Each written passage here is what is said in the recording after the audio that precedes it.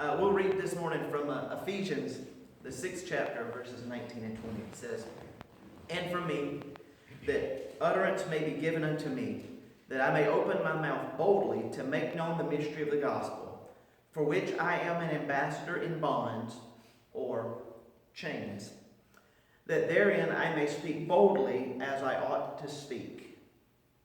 If you've ever read the Fox's Book of Martyrs, and I remember as a teenager, I picked up that, somebody gave me that book, and I picked it up and read through it, and just reading the stories and the accounts of those who have suffered for the sake of the gospel. You'll find countless, along with the suffering, you'll find countless stories of endurance, perseverance, and victory among the tales of suffering, struggles, and hardships. Yet as we read their stories, we find encouragement to us in faith as we have read of those who have been faithful unto the end. There's one story that's not necessarily from Fox's Book of Martyrs, but of another suffering Christian by the name of Watchman Nee, who was imprisoned in China. The Chinese government, after imprisoning him, the Chinese government found that it was prudent to them to change the guards who were watching his cell daily for fear that Nee would lead them to the Lord. Their fears were justified because the accounts are that many of these guards did turn their lives over to Christ and came to know the Lord and came to the life of faith. Apparently, Watchman Nee had learned a powerful lesson from the Apostle Paul. In Paul's letters to the church at Ephesus, observe how he describes himself. He says that he is an ambassador in bonds, or an ambassador in chains. Locked away in prison, Paul adamantly refused to allow his circumstances to dictate or alter his identity or who he was.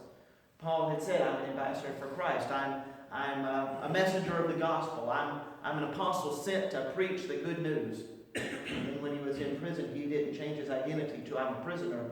I'm an ambassador. Just now I'm in chains.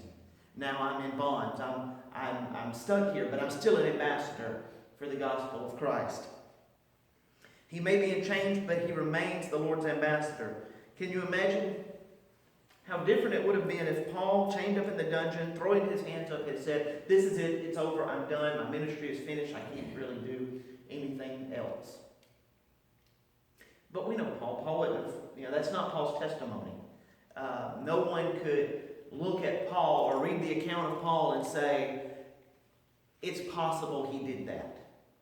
Because the testimony of his life, going to kind of along the lines of what Brother Wharton said the other day, the testimony of his life was that he was faithful to the end. He continued to minister. He endured hardship. He endured suffering, but he was faithful. He was not intimidated or ashamed because Paul was never chained in the spirit.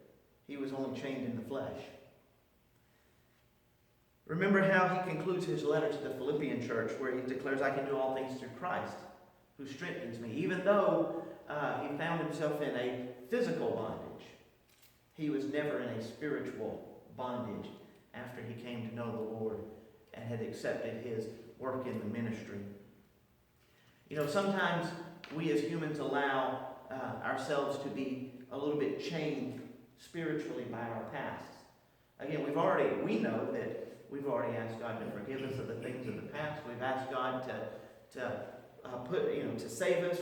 He's forgiven us. All of that in His mind is forgotten. But sometimes we allow ourselves to remain chained by the decisions of the past, and maybe not even the sins of the past that have been forgiven, but just sometimes we reflect back and say, "I just did not handle that right. I didn't do this right or that right," and then it hinders us from making decisions moving forward. But we can't allow ourselves to be chained by the past, nor can we allow ourselves to be chained by present circumstances. It would be so easy to just throw our hands up right now and say, we can't do anything. We can't go, can't really minister. We just sit back, relax, and wait for some things to pass over. But we can't allow ourselves to be chained in the physical by these type of circumstances, because God is still able to work. God's still able to minister.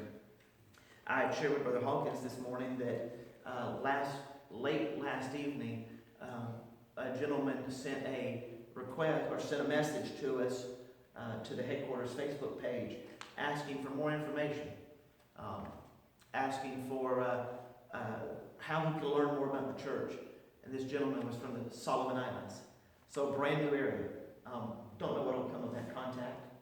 Don't know if it's somebody who stumbled across, we're looking for something else and stumbled across us, or don't know if he saw our videos. It was a comment on the video that we had, one of the ministry videos from last week, so I would assume that he had watched that or had participated in last week's broadcast. But here we are able to minister to a new area, reach out to a new area,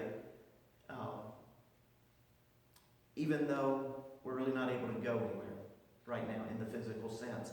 So we can't allow ourselves to be chained, because God still wants to work. It may be a different method than what we're accustomed to, but we are still able to do our work and minister, because we are still ambassadors for Christ, no matter what chains, if you will, that we may find ourselves in at this present time. With so much left to be done, we can't allow our trials or tribulations or hardships or suffering to come in the way of getting our work accomplished. And that's the work of the Lord. Are there any prayer requests for us?